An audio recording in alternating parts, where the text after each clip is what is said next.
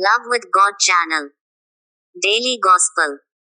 Mark நற்செய்தியிலிருந்து வாசகம். அதிகாரம் 2, இறைவார்த்தைகள் 13 முதல் 17 வரை.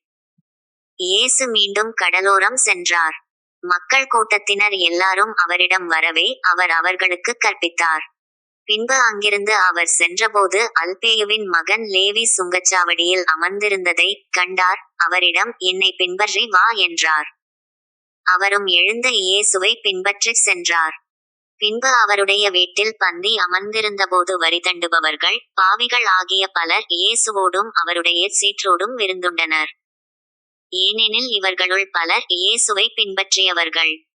அவர் பாவிகளோடும் வரிதண்டுபவர்களோடும் உண்பதை பரிசேயரைச் சார்ந்த மறைநூல் அறிஞர் கண்டு, அவருடைய சீடரிடம், இவர் வரிதண்டுபவர்களோடும் பாவிகளோடும் சேர்ந்து உண்பதேன் என்று கேட்டனர்.